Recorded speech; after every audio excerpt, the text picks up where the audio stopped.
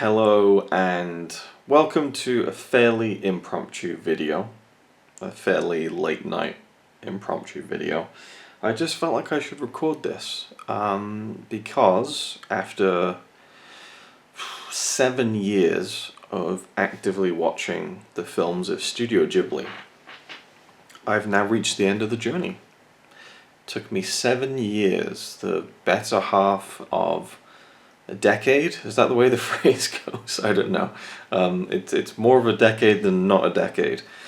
It's been a long time. And I would love to sit down and talk about Studio Ghibli for hours. You know, there's so much I could talk about. You can go back to my origins of watching these films. You know, I started in the 90s with a brief flash of a film that I saw on TV with my grampy, and then flash forward to 2010 when I saw another Ghibli film when I was drunk with Connie, and then 2014 was the year that the floodgates kind of opened after I watched Porco Rosso in late 2013, and I thought, I need to see more from this Hayao Miyazaki guy, and it all just bloomed from there basically. I've had every Ghibli film on Blu-ray for many years now, and it's taken me a while to get through all of them. There's not many films in the whole collection. You know, to date, not counting Earwig and the Witch, which just came out this year, there are 21 films, I believe, in the Studio Ghibli canon, if you include Nausicaa of the Valley of the Wind. So the reason it took me so long is I was saving them. I was savoring these films. I was holding on to these first watches. Me and Connie traditionally now open the 24-hour movie marathon every year with a Studio Ghibli film, which has been going on for about 5 or 6 years now, I think. Because we did the 10th one this year, and I think we've done it at least 5 times, 6 maybe, if not. And I like to hold on to those first Ghibli watches to do in the marathons because it's special, and I can record our first reactions and stuff. And this year, Movie Marathon 10, we watched Pompoko, and you'll see our full thoughts on that at some point whenever I finish that video. And it was, it was one of those like, it's, it was a weird one for me, Pompoko. I need to watch it again. So after that, this year, 2021, I had 3 films left, and in the past couple of months I've watched all of them. In fact, this week I watched the last 2. So I'm going to show you what the 3 ones were. And I'm mainly going to talk about the film I just finished watching tonight, which was the last ever Studio Ghibli film that I watched for the first time. Again, with the exception of Earwig and the Witch. So we'll just say the last Studio Ghibli film I watched for the first time that was animated in 2D. Earwig and the Witch, I'm nervous about watching. That's a whole other topic for another video maybe. So the ones I watched. My Neighbors the Yamadas, 1999, Isao Takahata. And these 3, I wasn't really looking forward to per se. I was looking forward to ticking them off the list more than anything, to be honest. Seeing clips from them and knowing what they were about didn't really excite me. This one, really good. I really enjoyed this film. It's very, very sweet, very funny. I'm really surprised with this. I really actually loved this film, and Takahata, his filmography is so varied, and I love that. The next one, which I watched a few nights ago, is a TV movie, and it has the distinction of being the only, not the only, but it was the first Studio Ghibli film that wasn't directed by Hayao Miyazaki or Isao Takahata, and it is Ocean Waves. 1993, I believe, and this was a TV movie. Was done with I'm not sure who. I mean, the Studio Ghibli made it, but I have a feeling that it was like it was almost like for the younger staff to work on, and the idea was to do something kind of, well budgeted, but something that was made for TV and a bit of an experiment, and I don't think it really went very well, and it's the only film in the collection that hasn't been given an English dub. So it's about 1 hour and 10 minutes. I loved it. I absolutely loved this film. It deserves its own video. These all deserve their own videos. Every Ghibli film deserves its own video, but this one really surprised me. I loved Ocean Waves. And then finally it was the elephant in the room, the dragon in the room, so to speak. Generally considered to be, I think, the weakest Studio Ghibli film, and the first big misstep from the studio that many people point to as being a disappointment for sure, and it is Tales from Earthsea.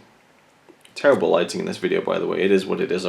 I don't have everything set up yet to make proper videos, so just have to roll with it, and just the glare will exist on the cover. And this one was the first film directed by Miyazaki's son, Goro Miyazaki. Tales from Earthsea, adapted from a series of fantasy novels, and yeah, I just heard so many bad things about it. Everyone who I know who's seen it gives it really bad reviews or very middling, mixed reviews. Letterboxd, you're looking at 1.5 stars out of 5 and all of this stuff. There's not many people who have a lot of good things to say about Tales from Earthsea, and they point to the inexperience of the director. Goro Miyazaki was a construction worker. That kind of maybe dumbs it down a bit, but I think he was more of an architect, but he was in construction. And he worked on the Ghibli Museum in Japan, and did a very good job with designing it and all that kind of thing, but had never worked in animation or feature film animation. And Studio Ghibli producer Toshio Suzuki plucked him out and said, "You're going to direct this next film." And there's a really interesting part in one of the documentaries on the Blu-ray where Suzuki is talking about the line in Porco Rosso, at least the Japanese version, where Fio is deliberating with Porco about the fact that she's 19 years old. He doesn't want her to design his plane because she's too young. And she says, "Well, you were a kind of an ace fighter pilot when you were young. What's the most important thing for you for flying a plane? Is it experience or is it inspiration?" And he said, "It's inspiration." And she's like, "Well, I had a feeling you'd say that." And so Suzuki points to that line and kind of said, this is why I chose Goro. I felt like he did a good job with the Ghibli Museum. He had no experience, but I felt like he had the inspiration. And it's a massive story, and this film and the backstory behind it deserves, again, a full video, because there's so many twists and turns. You can see some of the behind-the-scenes strife on this film in the 10 Years with Hayao Miyazaki documentary, which you can watch on, I think, NRK World on the internet. It's there for free, or it should still be there. It was there last year. It's this fascinating documentary that follows Miyazaki for 10 years, kind of, and throughout the production of this film. And you see the famous clip where they screen the film for the first time, and Hayao Miyazaki walks out of the screening after an hour and says, "My son is not an adult yet. That's all I've got to say about the film." And there's all this stuff where people think that maybe Miyazaki, that it was kind of a worked kind of show for kind of promotional purposes. That here's the kind of underdog story. Hayao Miyazaki's son has made a film, and his father's disapproving of this, and it makes people want to go and see it in the cinema, and there's an intrigue to that, and people do think Suzuki was maybe pulling the strings a little bit and kind of augmenting this family feud, perhaps, in the public eye, which is perhaps maybe what they're going for with trying to sell this movie. And I've also read online people say that it's a very Japanese thing, in terms of parents never showing in public kind of a big kind of endorsement of their children, and being very hard on them and stuff. And it's kind of they'll praise them behind closed doors. Don't know how true that is, but I've read that in a few places. Anyway, Tales from Earthsea, it's the one I was avoiding the whole time. 2 hours long. It's 2 hours. It's meant to be not very good. And I've watched it now, and yeah, I absolutely loved it. Like, I genuinely loved this film so much. And coming to the end of this journey, it's a sadness. It really is, because there's no more Ghibli films to watch for the first time, and that's really sad. But the beauty of it is that the one film that I was holding off on the most to leave till the very end has now ended up being, I think, one of my favorites. I updated my ranking list on Letterboxd of all the Ghibli films. I kind of reshuffled some things around and added in the last few I hadn't put in since the last time I did the list.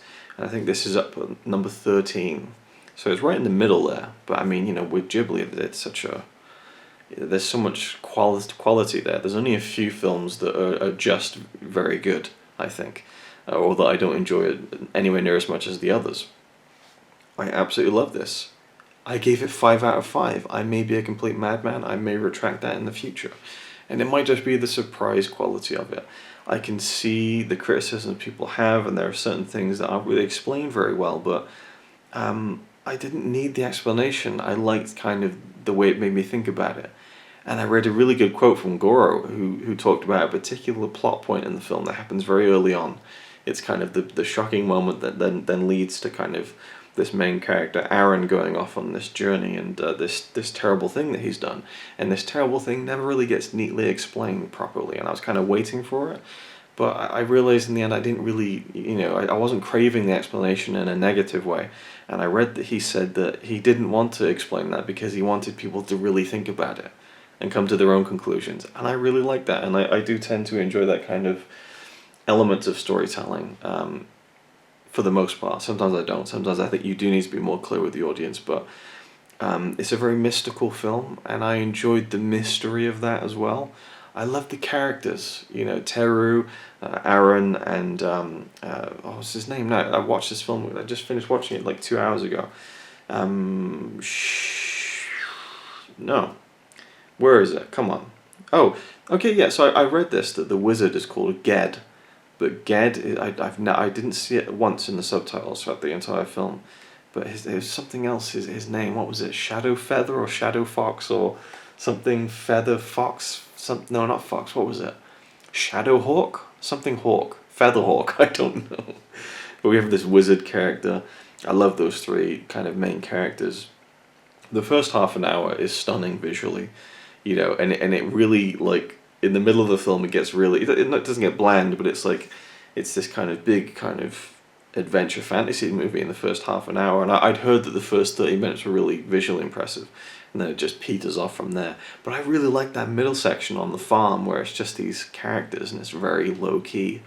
In that sense it's a bit of a jumbled film, I think, but I didn't mind that because I really loved the characters, and it honestly reminded me of early Hayao Miyazaki. It reminded me of Castle of Cagliostro. It reminded me of Nausicaa, The Valley of the Wind. It reminded me of Castle in the Sky. It even reminded me further back to Future Boy Conan at times, in terms of the visuals and some of the the feelings of it. The music is incredible. I absolutely loved the music. Had a very Celtic twang to it that reminded me of Braveheart at times, but it was suitably Ghibli, but felt a little bit off from the typical Joe Hisaishi scores that we usually get, and so I loved the music. I really loved the journey, and I loved how it was different, and it wasn't this. I don't know. There was just something about it that really resonated with me, and this moment towards the end was just breathtaking, and I don't know. It was just super satisfying. I loved spending time with the characters. I loved that it was a bit complex. It probably could have been neater, it probably could have done a lot of things better, but for me, I just loved everything about it. There wasn't anything I didn't like, and I just was so surprised, and that's such a great takeaway, and it's almost like, I would wish for this to happen, but I wouldn't force it, if it was a disappointing film, it's a disappointing film. There's still 17 other great films in the back catalogue of Studio Ghibli, but well, I was really pleasantly surprised to see at the end. I haven't really dug into them properly, but there's a good 2.5 hours worth of documentaries on this, which is really rare for a Studio Canal Ghibli release. They're usually fairly light. You'll get like a 10-minute behind the scenes feature on how the English dub was made, and that's pretty much about it, and maybe a few promotional things or whatever. But this has an hour-long documentary about the score. I can't wait to watch that. It has a 45-minute documentary about the voice acting with the Japanese cast, and then there's another 45-minute documentary just about the making of the film itself. Some of these things, I think all of them in fact were made for Japanese television, but so you get a good a good 2.5 hours worth. And then there's even more bits and pieces. There's like 10 minutes of trailers. I really enjoyed checking some of those out, and you get the complete storyboard, so loaded with special features, whereas Ocean Waves is, I think, a complete bare bones release. Again, this is really like kind of a lost gem, I think. And yeah, there's actually quite a few things on this one, but yeah. Anyway, so what a great closer. These last three films have been really enjoyable in completely different ways, you know. But yeah, and I really loved Yamadas. I thought Ocean Waves was so resonant for some reason. Again, I'd love to talk about that film in detail at some point. And I'd like to talk about this film in detail. I'm really just skirting over how much I absolutely loved it. And I know that the author of the books has a big problem with the film, and fans of the books probably hate this film too, but I have no conceived notions of what an Earthsea story should be. So for me, I just took it on its own terms.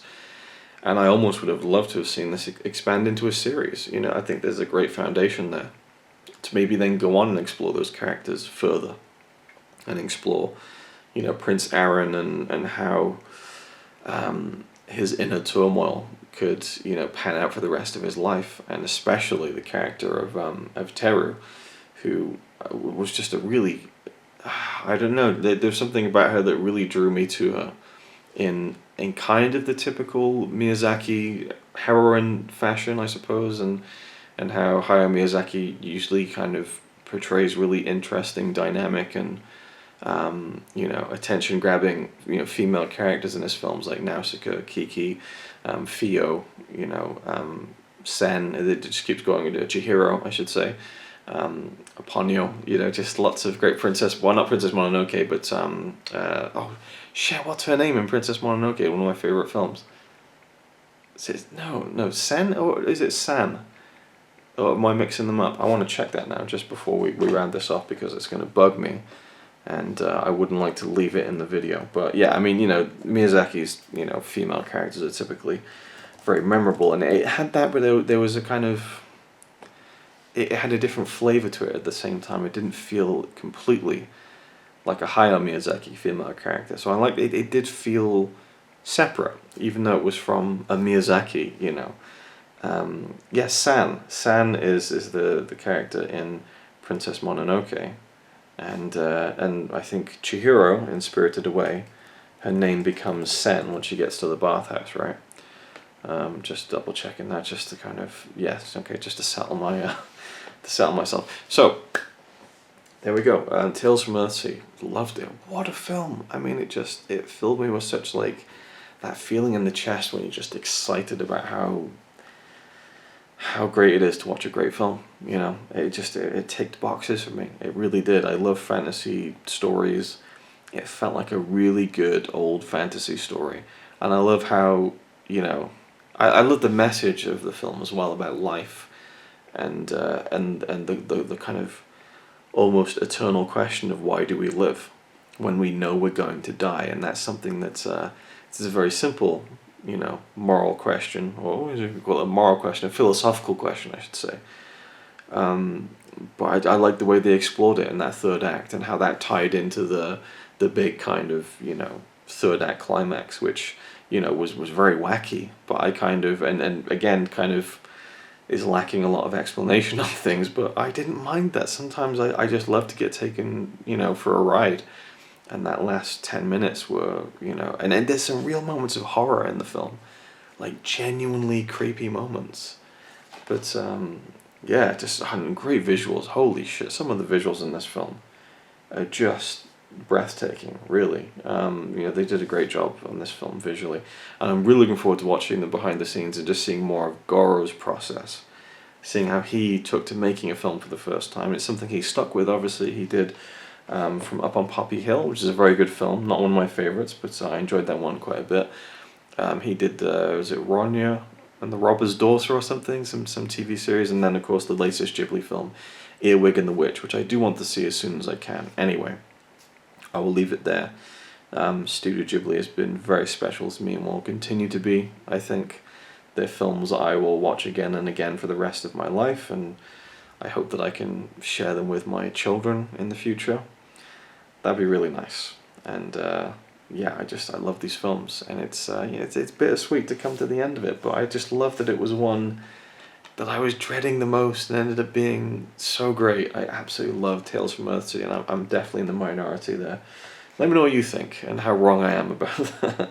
But and please leave me all your comments about Studio Ghibli, and I'd love to do more videos on them, proper videos. You know, get the microphone in and get the lights up and put a bit more presentation and thought into it. This was just something to throw together very quickly, but there we go. The Ghibli journey is over in terms of discovery, but it will never be over in terms of you know, further discovery. You know, because you catch new things in these films all the time. You know, yeah, I could ramble on forever. So thank you for watching. Hope you enjoyed, and I'll see you in the next one. It's alright by me. Apart from the fact he throws cans of Carlin into a tree. Yeah, he's really cool. Yeah, he's really cool. But he's not quite as cool as you.